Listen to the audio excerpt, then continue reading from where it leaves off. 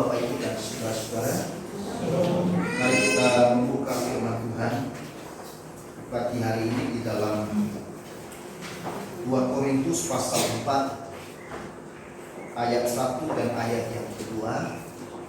Lalu nanti bagian yang kedua di dalam surat Roma pasal 1 pasal 12 ayat 1. 2 Korintus pasal 4 ayat 1 sampai 2 dan Roma pasal 12 ayat 1.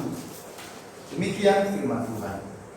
Oleh kemurahan Allah kami telah menerima pelayanan ini. Karena itu kami tidak tawar hati. Tetapi kami menolak segala perbuatan yang tersembunyi yang memalukan. Kami tidak berlaku licik dan tidak memalsukan firman Allah. Sebaliknya kami menyatakan kebenaran, dan dengan demikian kami menyerahkan diri kami untuk dipertimbangkan oleh semua orang di hadapan Allah. Roma pasal 12 ayat 1, demikian firman Tuhan. Karena itu saudara-saudara, demi kemurahan Allah, aku menasihatkan kamu supaya kamu mempersembahkan tubuhmu sebagai persembahan yang hidup, yang kudus, dan yang berkenan kepada Allah. Itu adalah ibadahmu yang sejati. Amin. Berbahagialah kita saudara-saudara yang telah membaca bagian firman Tuhan ini. Dan Yesus katakan, berbahagialah mereka yang percaya dan melakukan firman Tuhan. Saudara, surat Paulus dalam 2 bagian ini, baik di dalam surat Korintus ataupun di dalam surat Roma, di sana Paulus berkata dan dimulai dengan kalimat oleh karena kemurahan Allah. Kalau di dalam Roma, demikianlah kemurahan Allah. Artinya saudara-saudara, Paulus mau mengatakan bahwa oleh belas kasihan Allah kita telah menerima segala berkat dan anugerah Tuhan yang besar, kekayaan surgawi yang besar, yaitu keselamatan yang kekal dan pasti itu, dan juga segala pelayanan yang dipercayakan kepada kita sekalian. Dan semuanya itu adalah oleh kemurahan Tuhan atau oleh belas kasihan Tuhan. Nah, saudara-saudara yang dikasihi oleh Tuhan, semua itu terjadi bagi kita dan saudara. Karena apa? Yaitu karena Ia atau Yesus telah melayani dan mengasihi kita melalui kematiannya di atas kayu salib. Sehingga di dalam panggilan melayani ada kriteria yang kita perhatikan saudara-saudara, dan yang perlu kita lakukan sebagai orang-orang yang terpanggil di dalam Kristus, sebagai orang-orang yang terpanggil di dalam anugerah Tuhan, sebagai orang-orang yang terpanggil di dalam pelayanan yang Tuhan percayakan. Apa kriteria di dalam kita melayani Tuhan? Saudara-saudara, yang pertama adalah melayani dengan kedewasaan iman. Karena tanda dari kedewasaan iman, saudara-saudara, adalah melayani. Orang yang dewasa adalah orang yang melayani. Itulah yang membedakan antara seorang anak dengan seorang yang dewasa. Seorang anak adalah seorang yang dilayani, sedangkan seorang yang dewasa adalah seorang yang memberi dirinya untuk melayani. Amin. Nah, saudara-saudaraku yang dikasihi oleh Tuhan, kenapa di dalam kita melayani harus di dalam kedewasaan iman? Karena di dalam kedewasaan iman itu kita bisa melayani dengan benar. Kita mengerti dan kita memahami Kenapa kita harus melayani? Nah, saudara-saudara yang dikasihi oleh Tuhan, contohnya di dalam Ibrani pasal 11 ayat 24-25, saya bacakan. Karena iman, maka Musa setelah dewasa menolak disebut anak putri Firaun, karena ia lebih suka menderita sengsara dengan umat Allah daripada untuk sementara menikmati kesenangan dari dosa. Orang yang dewasa, dia mengerti apa itu esensi dari sebuah kesenangan. Apa itu esensi dari sebuah kebahagiaan? Saudara-saudara, orang yang belum dewasa, maka dia tidak akan pernah mengerti apa itu artinya yang disebut dengan bahagia. Dia tidak akan pernah mengerti apa kenikmatan yang sesungguhnya di dalam hidup. Orang yang belum mengerti dan belum dewasa sama seperti anak. Anak itu, saudara-saudara, sukanya yang manis, betul? Mau kasih dia satu kresek permen, dia bisa habiskan. Kasih dia yang pahit, dia tolak. Karena bagi dia, kesenangannya adalah yang manis. Kenikmatan adalah sesuatu yang manis. Tetapi kalau hari ini saya suruh Bapak Ibu makan permen satu kresek, mau nggak? Tidak. Kenapa? Takut penyakit gula, takut ini dan itu, ya kan? Karena terlalu manis itu bisa membahayakan. Ya. Pagi jam 3 teman saya, sahabat saya dipanggil Tuhan, yaitu Bapak Pendeta Masuki Gunawan. Saya baru tahu, saudara-saudara, dia selama ini tidak sakit. Tetapi dia gagal ginjal tadi pagi di rumah sakit.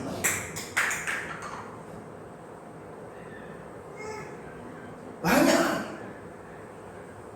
bisa terjadi. Anak tidak akan pernah mengerti bahwa makan permen itu tidak baik. Anak tidak pernah memahami bahwa makan permen yang manis-manis bisa merusak dia. Betul? Hanya orang yang dewasa. Maka itu sebabnya, saudara-saudara, orang yang belum mengenal Tuhan, maka kenikmatan hidupnya apa? Ukuran dari kenikmatannya apa? Apa yang dilihat oleh mata, apa yang dirasakan oleh Tuhan. Itu kenikmatan. Padahal tidak. Ada orang berpikir bahwa orang yang sukses itu adalah orang yang berlimpah dengan harta. Orang yang sukses itu adalah orang yang punya segala-galanya. Padahal tidak. Di dalam kitab suci ada seorang yang bernama Salomo yang punya segala-galanya. Dan dia telah memiliki segala-galanya. Tetapi di akhir hidupnya dia mengambil satu kesimpulan, bahwa segala sesuatu di bawah kolong langit ini sifatnya sia-sia. Saudara-saudara, waktu saudara mati, mohon maaf, engkau tidak bawa itu tabungan, engkau tidak bawa itu hartamu, betul? Tadi pagi saudara saya kaget sekali. Sahabat saya bilang, dia tidak bawa apa, hanya kain kafan. Maka itu seorang teolog mengatakan, orang yang berbahagia dalam hidupnya adalah bukan orang yang memiliki segalanya, tetapi siapa yang dia miliki dalam hidupnya. Siapa yang saudara miliki dalam hidup hari ini menentukan Anda adalah orang yang berbahagia atau tidak. Amin. Bukan soal apa yang Anda punya. Karena segala sesuatu yang dilihat oleh mata, yang didengar oleh telinga, bahkan yang timbul di dalam hati manusia, itu sifatnya fana. Fana itu sesuatu yang bisa hilang, sesuatu yang bisa lenyap, sesuatu yang bisa ada hari ini, besok tidak ada. Betul? Saudara-saudara, engkau hari ini sukses, belum tentu besok sukses. Engkau hari ini kaya, belum tentu engkau besok kaya. Saudara-saudara, engkau hari ini adalah seorang pejabat, belum tentu engkau besok siapa. Ini adalah fakta dan realita hidup. Maka itu sebabnya sebagai seorang manusia, dia harus menemukan siapakah pencipta. Karena pencipta yang adalah Tuhan yang bisa mengisi kekosongan dan kehampaan manusia. Dunia tidak bisa mengisi kekosongan dan kehampaan yang ada di dalam diri manusia. Hanya bisa diisi oleh apa? Oleh Tuhan dan kebenaran. Saudara-saudara, itulah sebabnya setelah iman dari Musa menjadi dewasa, dia mengerti. Yang menolak disebut sebagai anak putri raja. Saudara-saudara, dia menolak disebut sebagai anak dari Raja Firaun. Dia menolak menikmati segala kesenangan dunia. Kenapa? Karena dia tahu kesenangan yang lebih penting. Dia tahu kenikmatan yang lebih berarti dari semuanya. Setelah dia bertambah di dalam kedewasaan. Saudara-saudara yang dikasihi oleh Tuhan, Musa bukan orang biasa. Dia seorang pangeran yang dibesarkan dalam kerajaan, yang punya segala fasilitas, yang punya segala apapun. Tetapi setelah dia dewasa dalam iman, dia mengerti bahwa itu tidak ada arti. Maka kalau engkau hari ini itu hanya mencari sesuatu yang kau lihat dan itu, saudara-saudara, hati-hati. Semakin engkau mencarinya, semakin engkau mengumpulkannya, dan engkau terus berfokus terhadap itu, engkau semakin mengalami kehampaan dan kekosongan. Seorang Agustinus yang pernah katakan, seorang yang luar biasa, seorang dari keluarga bangsawan, seorang yang kaya raya, seorang yang berpendidikan yang jenius, yang mencari seluruh kenikmatan dunia dengan kekayaannya, dengan segala fasilitas. Tapi pada suatu hari dia berkata, ini kehampaan. Dia hampa.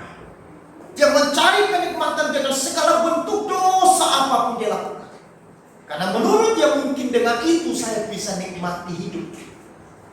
Tetapi kemudian akhirnya di sebuah taman di Milan, Agustinus terduduk di dalam kesepian dan kehampaan.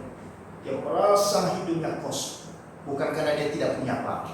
Seorang bangsawan, seorang yang hebat sekali, seorang yang jenius. Tapi dia berkata, lalu kapan hidupnya dipuaskan? Kapan Agustinus menikmati apa itu hidup? Setelah dia berjumpa secara pribadi dengan Yesus Kristus. Amin. Maka perjumpaan seseorang dengan Yesus Kristus yang adalah Tuhan dan Juru Selamat adalah perjumpaan yang tiada tara. Makanya seorang Paulus mengatakan, pengenalanku akan Kristus Yesus lebih mulia dari segalanya. Kalau saya mungkin yang ngomong, mungkin Bapak Saudara berkata, Bapak kan belum pernah kaya besar.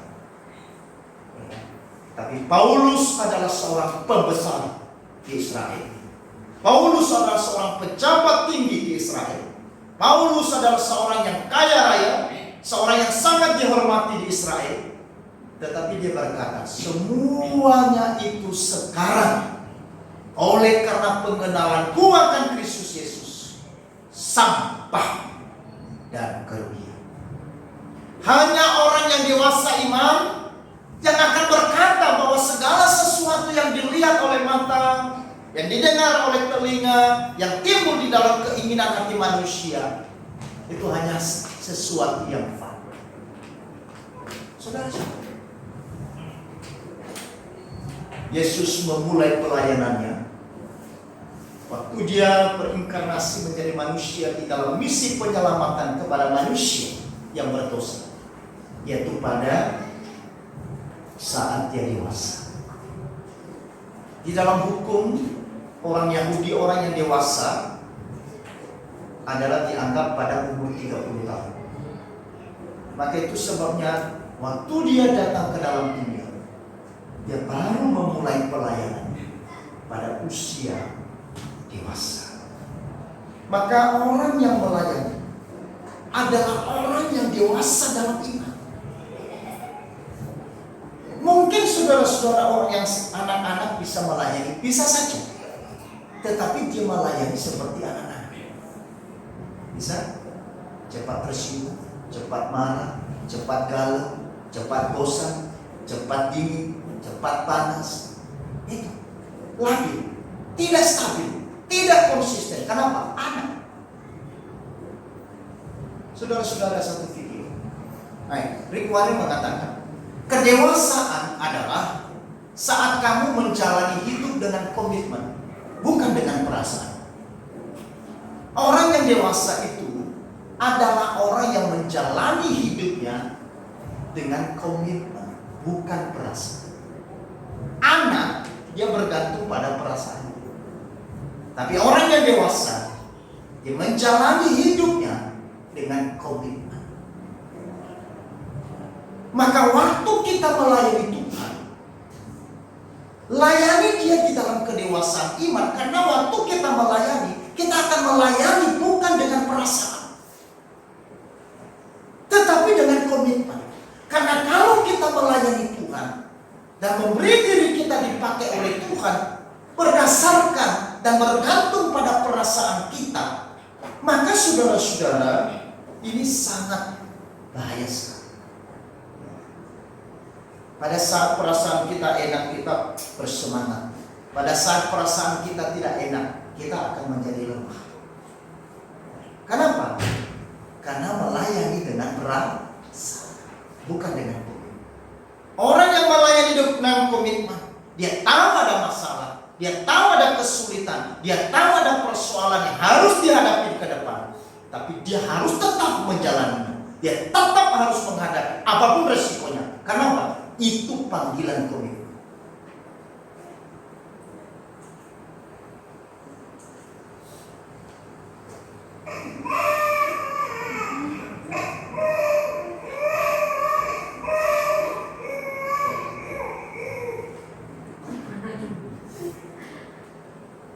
Videonya apa sih?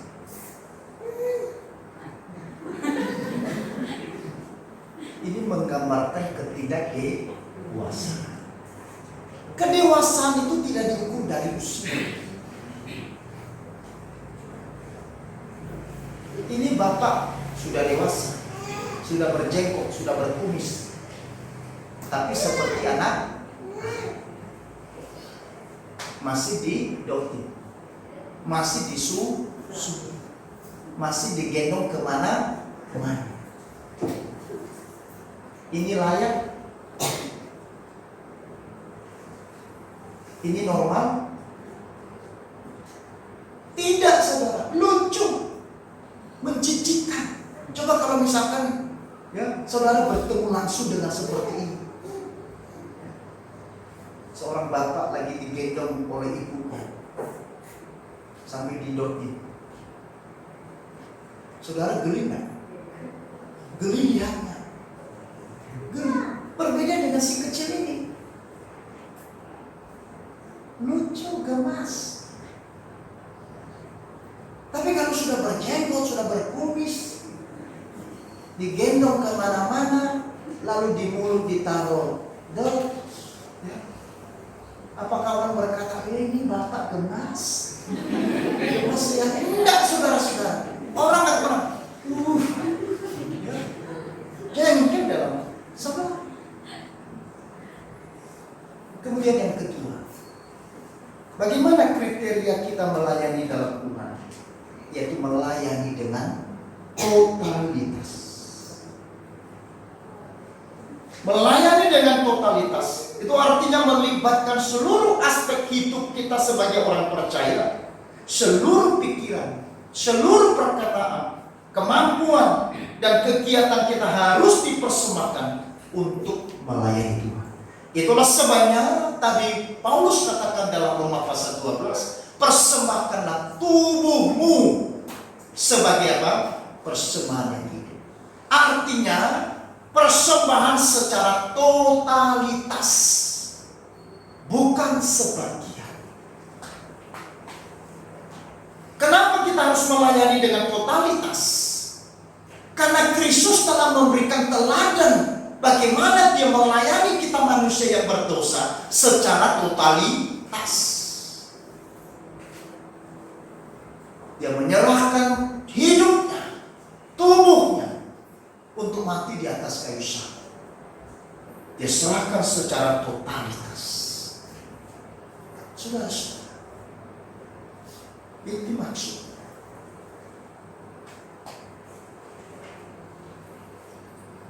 Karena kita tahu saudara-saudara, kita ini hamba. Tadi kita sudah nyanyikan di lagu di depan. Ku tak membawa apapun juga saat ku datang ke dunia. Ku tinggal semua pada akhirnya saat ku kembali ke surga. Inilah yang ku punya, hati sebagai hamba, hati sebagai hamba. Kata hamba itu di dalam bahasa Yunani itu adalah doulos. Doulos itu adalah seseorang yang sudah dibeli oleh seorang tuan. Makanya saudara, di abad-abad yang dulu kita masih dengar yang namanya budak, perdagangan budak. Waktu seseorang beli seorang budak, maka totalitas hidupnya adalah milik dari tuan. Totalitas hidupnya budak adalah untuk kepentingan tuannya, bukan kepentingan diri. Siapakah saudara dan saya? Kita bukan tuan atas hidup kita. Kita adalah hamba atas Tuhan kita, pemilik dari hidup kita. Itulah sebabnya totalitas hidup kita adalah milik Tuhan, baik hidup maupun mati kita. Amin. Makanya Paulus katakan, baik hidup maupun mati adalah untuk Tuhan. Kenapa? Paulus menyadari siapakah dia di hadapan Tuhan. Dia bukan pemilik hidupnya, dia bukan Tuhan atas hidupnya, tetapi Tuhan yang adalah pemilik dari hidup. Nah, kalau saudara percaya dan berkata bahwa Tuhanlah pemilik dari hidupku, berarti siapa saya? Saya adalah hamba. Nah, kalau saya adalah hamba, maka saya harus hidup melayani totalitas kepada siapa? Kepada Tuhan saya. Maka waktu saya menjadi seperti Tuhan, itu berarti nggak benar. Waktu kita berkata akulah hambamu, itu artinya totalitas hidupku adalah untuk Tuhan. Apapun yang saya kerjakan, apapun dalam seluruh hidupku adalah milik Tuhan, bukan milik saya. Kalau Tuhan percayakan sesuatu kepada saya, itu adalah untuk mengerjakan misinya selagi saya masih ada di dalam dunia. Ini yang disebut totalitas.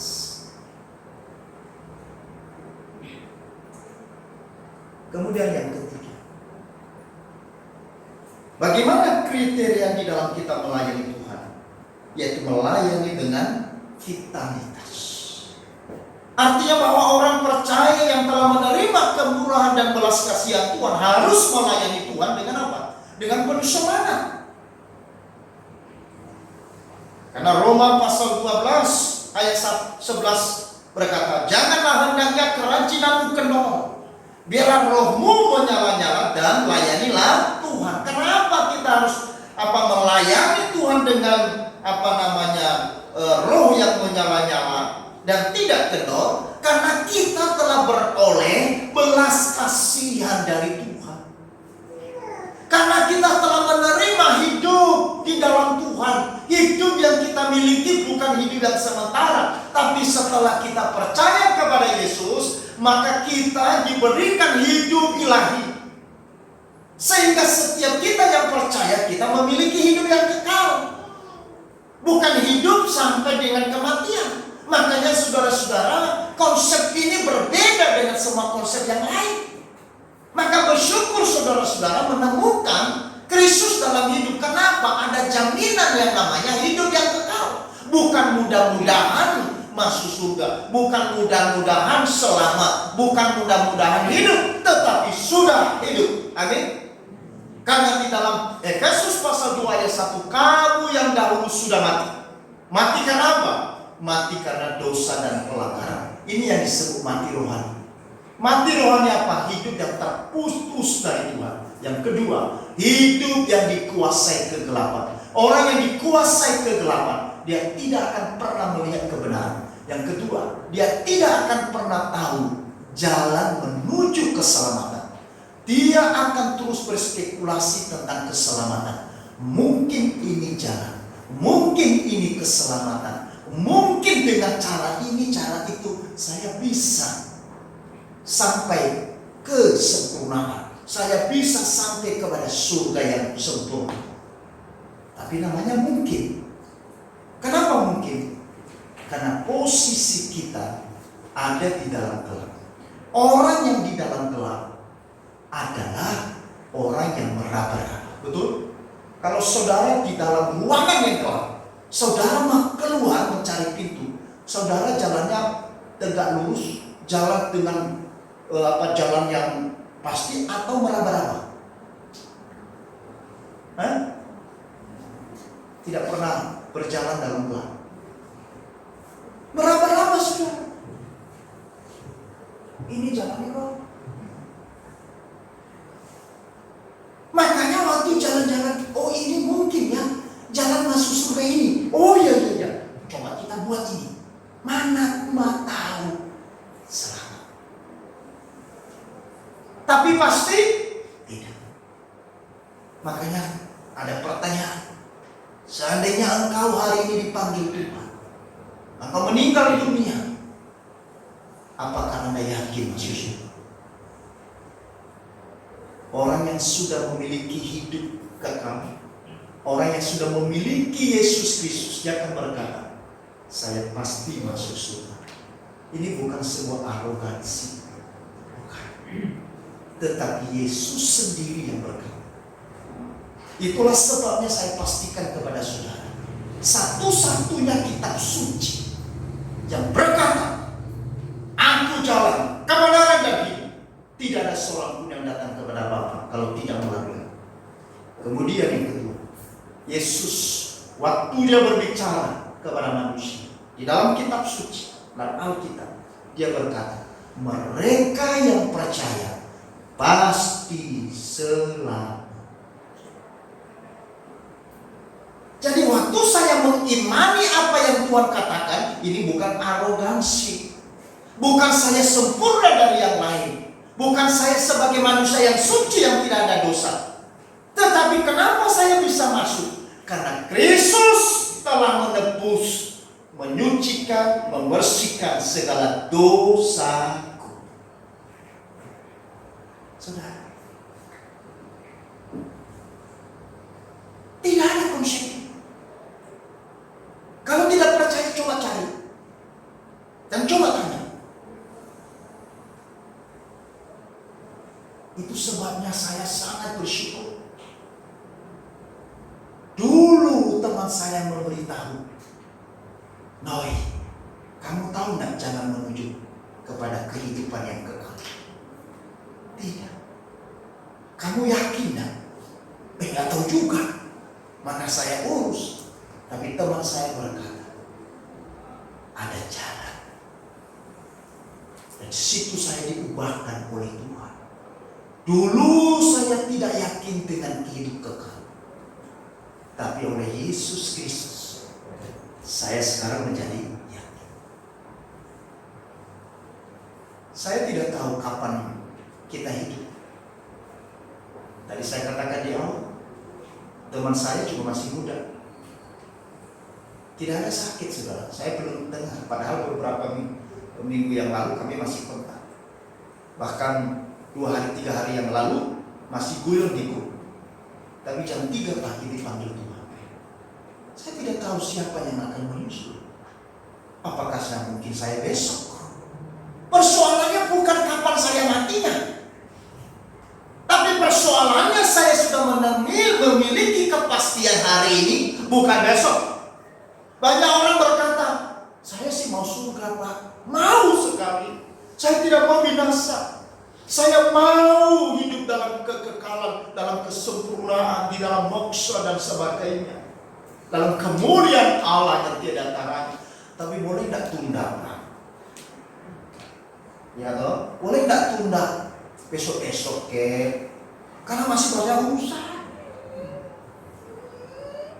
Nah kalau tanya saya ya, saya bilang ya tanya yang punya hidup. Persoalannya apakah kita bisa sampai besok-besok? Kalau sudah keburu dipanggil oleh Tuhan gimana? Lalu malaikat Tuhan berkata, Bu, kamu sudah mendengar tentang Injil, kamu sudah mendengar tentang keselamatan, tetapi engkau tutup telingamu, engkau keraskan hatimu, dan kau berkata besok-besok. Hati-hati saudara, karena setiap manusia di dunia ini akan berhadapan dengan pencipta pada akhir zaman, siapapun dia. Semua kita akan mempertanggungjawabkan hidup kita. Apakah kita sudah merespon, kita sudah menerima dan mau percaya terhadap anugerah kemurahan Allah, belas kasihan Allah yang mau diberikan dengan cuma-cuma kepada kita, atau tidak? Bukan bayar, tapi diberikan dengan cuma-cuma. Nah saudara-saudara, kita tidak tawar hati, tidak putus asa atau menyerah pada situasi kondisi. Ini namanya vitalitas. Masalah boleh ada, kesulitan boleh ada, kemiskinan boleh ada, kekurangan boleh ada dalam hidup kita, tetapi itu tidak menghalangi kita untuk kita tidak melayani Tuhan dengan semangat. Jangan hanya pada saat kita diberkati kita semangat, waktu kita dalam kesulitan engkau kemudian tidak semangat. Itu bukan vitalitas. Di dalam segala hal, di dalam kecukupan, di dalam kekurangan, bahkan di dalam sakit, di dalam sehat, engkau harus tetap vitalitas. Bahkan di saat-saat sudah tinggal sudah apa ini namanya, oksigen 1, 2. Saudara-saudara, ada video saya simpan hari ini. Salah satu jemaat kita, jemaat Betel yang mungkin 3 tahun yang lalu meninggal. Saya saksi mata dan videonya saya simpan, saya pernah putar mungkin. Dia baru terima Tuhan. Istrinya juga dari Banyuwangi, Ibu Nur, sudah terima Tuhan. Sedang dalam katerisasi. Baru sedang dalam katerisasi.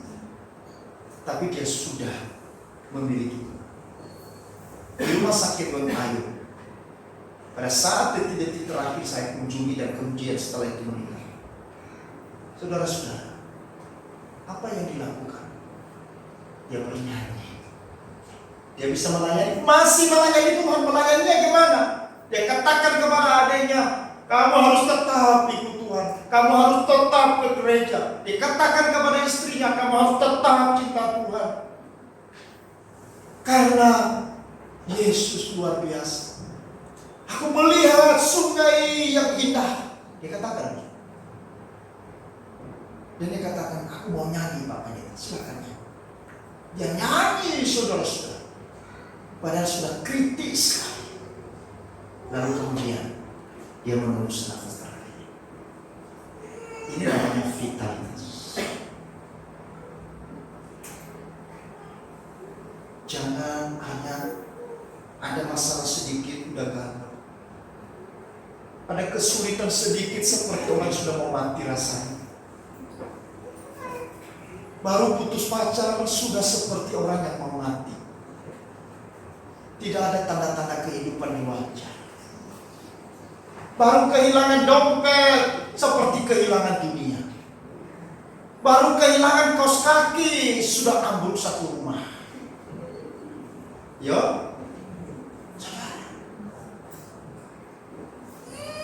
Tetapi ia akan tetap kuat, teguh, tidak berubah, tidak goyah, karena kuasa kemurahan Tuhan menyertai. Itu maksudnya. Karena kuasa kemurahan Tuhan, karena kuasa belas kasihan Tuhan menyertai kita, sehingga kita bisa tetap kuat. Bukan karena kuat kita, tetapi karena kuasa kemurahannya, kuasa belas kasihannya menyertaimu dan menyertai saya. Amin.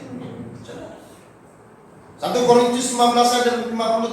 Karena itu saudara-saudaraku yang kekasih, berdirilah teguh, jangan goyah, dan giatlah selalu dalam pekerjaan Tuhan. Sebab kamu tahu bahwa dalam persekutuan dengan Tuhan jerih payahmu tidak sia-sia. Karena kita tahu bahwa jerih payah kita untuk melayani Tuhan. Mungkin hari ini tidak direspek. Mungkin hari ini tidak ada yang perhatikanmu. Mungkin hari ini tidak ada yang memujimu. Mungkin hari ini tidak ada yang mendukungmu. Tetapi saudara-saudara, engkau melakukan itu seperti untuk Tuhan dengan vitalitas, jerih payahmu tidak sia-sia. Ada amin? Yang terakhir, kriteria bagaimana kita melayani Tuhan, yaitu melayani dengan kerendahan hati. Yesus datang bukan untuk dilayani, tetapi untuk melayani. Yesus menunduk dan merendahkan hati untuk membasuh kaki murid-murid. Lalu besoknya Yesus merendahkan hati untuk disalib bagi keselamatan manusia yang berdosa. Saudara, coba kita lihat perbandingan Yesaya 14 dengan Filipi pasal 2. Ada perbedaan bagaimana Yesus dengan iblis. Yesus mengosongkan dirinya. Iblis hendak naik ke langit. Yesus mengambil rupa seorang hamba, tetapi iblis hendak mendirikan tahta sendiri. Yesus menjadi sama dengan manusia karena dia mau menyelamatkan manusia. Bukan tidak bisa. Tuhan menjadi manusia bisa enggak? Bisa. Saudara jadi Tuhan bisa enggak? Tuhan jadi monyet bisa enggak? Kalau dia mau. Tentu ada misi. Saudara mau berubah jadi kura-kura boleh enggak? Mungkin boleh, tapi tidak bisa. Saya ingin menjadi kura-kura. Tidak bisa. Kenapa? Manusia terbatas, Tuhan tidak terbatas. Tuhan tidak bisa dibatasi oleh ruang dan waktu. Itu sebabnya di dalam kedaulatan Tuhan dia boleh melakukan. Maka waktu dia berinkarnasi menjadi manusia, itu sangat mungkin. Kenapa saudara? Waktu Adam diciptakan, tidak ada laki-laki, tidak ada perempuan. Kok bisa? Bapaknya Adam siapa? Ibunya Adam siapa? Tidak ada. Kenapa bisa? Karena kemahakuasaan.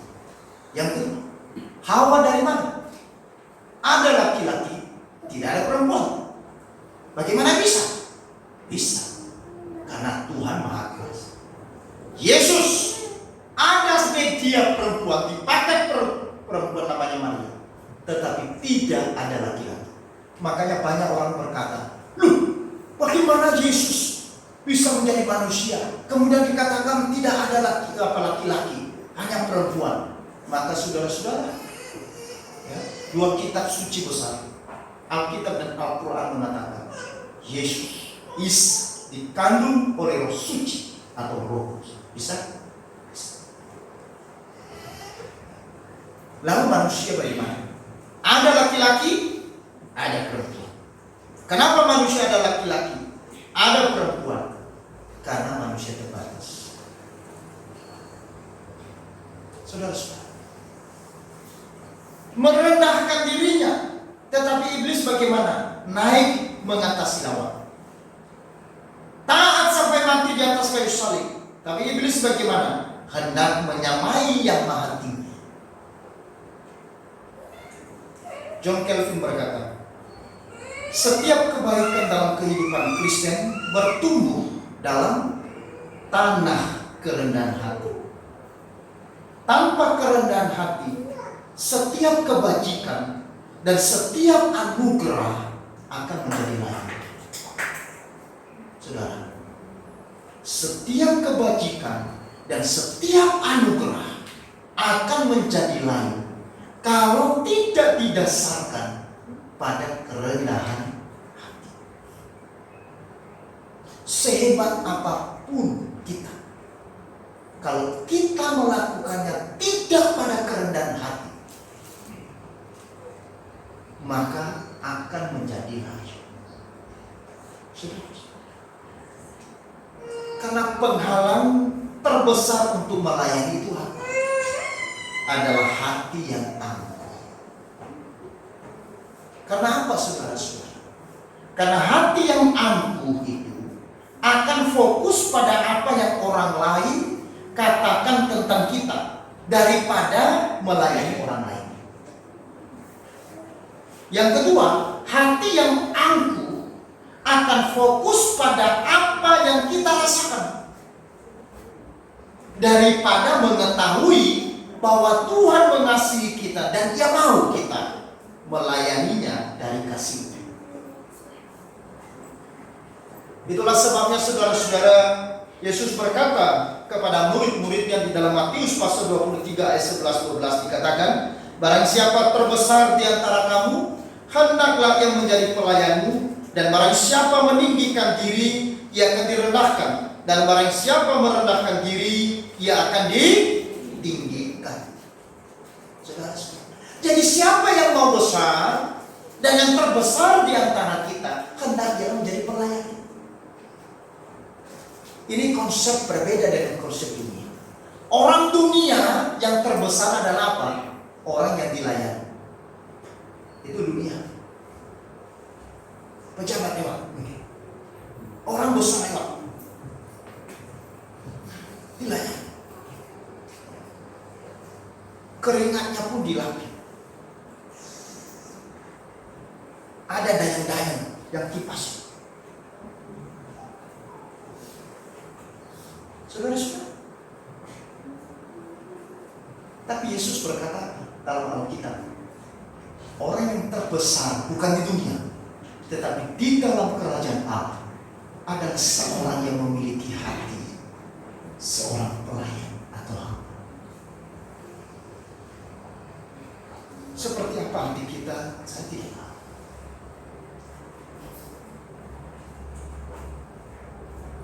Kristus sumber pelayanan kita. Efesus 4 ayat 16 berkata, daripadanya seluruh tubuh yang rapi tersusun dan diikat menjadi satu oleh pelayanan semua bagiannya, sesuai dengan kadar pekerjaan tiap-tiap anggota, menerima pertumbuhannya dan membangun dirinya dalam kasih. Saudara-saudara, itu artinya apa? Kristus adalah sumber kuasa dan otoritas. Bukan kita sumber kuasa dan otoritas.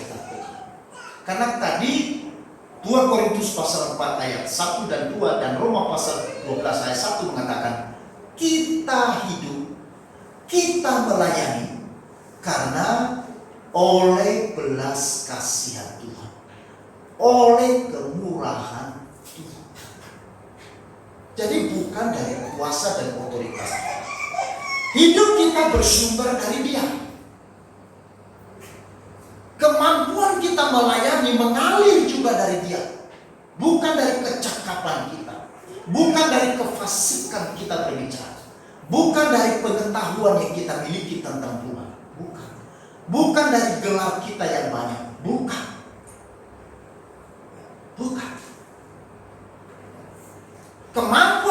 melayani mengalir dari Dia yang oleh kemurahannya, yang oleh belas kasihannya dipercayakan itu bagi saudara dan saya.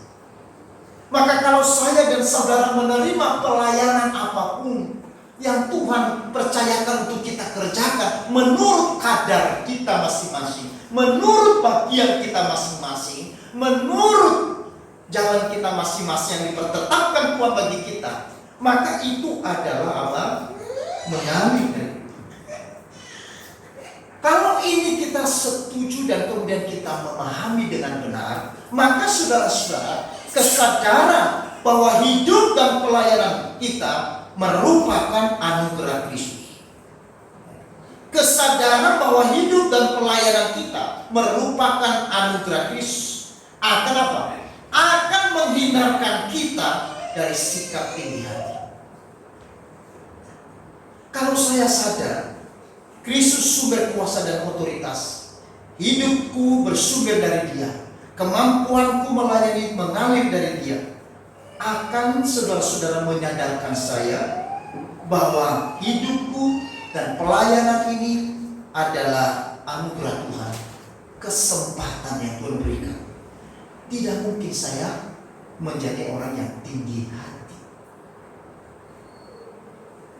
Kalau seorang pelayan, seorang hamba di rumah Tuhan yang melayani, apakah dia perlu bangga? Sombong? Hei teman-teman, lihat, aku melayani Tuhanku. Ada begitu? Tidak. Tidak. Apa yang dia lakukan dalam posisinya sebagai hamba.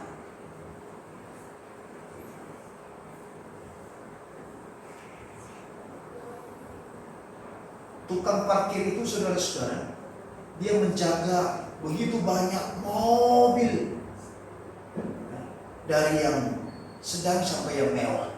Tapi aneh ya, tukang parkir tidak pernah berkata ini milikku, ya kan? Halo? Tidak pernah. Dia jaga mobil Mercy, mobil BMW, mobil yang mewah-mewah semua dijaga. Tapi dia tidak pernah mengaku ini milik saya.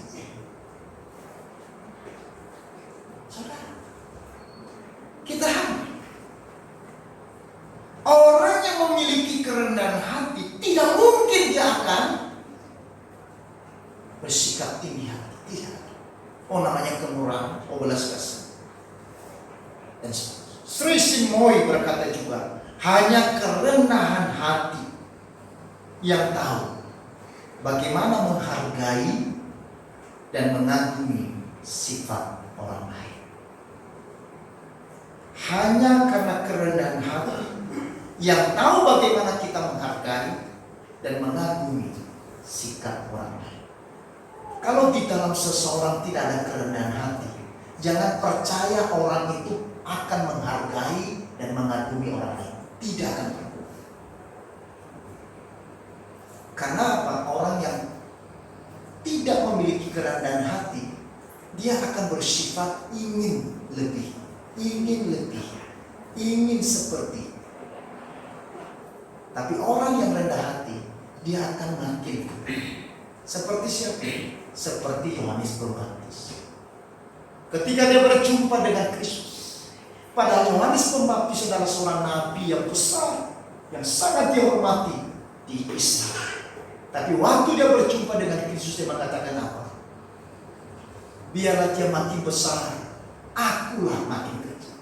Dan membuka tali kasutnya pun aku tidak layak. Saudara, membuka tali kasutnya, membuka tali sepatunya saja itu tidak layak. Padahal saudara, pada zaman itu orang yang membuka tali sepatu tamu yang datang ke rumah, ya, itu adalah pekerjaan hamba, tidak dikerjakan oleh yang lain. Nah, Yohanes Pembaptis mengatakan, menjadi hamba pun bagi Kristus aku tidak layak. Disebut hamba pun aku tidak layak. Luar biasa. Maka kerendahan hati saudara-saudara akan membawa kita bisa menghargai dan mengamini sifat orang lain. Marilah kita melayani Tuhan seperti Tuhan melayani kita.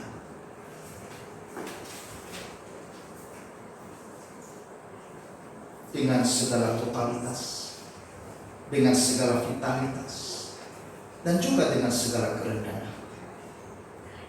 Bersyukur kita masih ada kesempatan. Bersyukur Tuhan masih memberikan pada kita waktu melayani Dia saat ini. Lakukanlah dengan sungguh-sungguh. Bukan untuk manusia, tetapi seperti untuk Tuhan.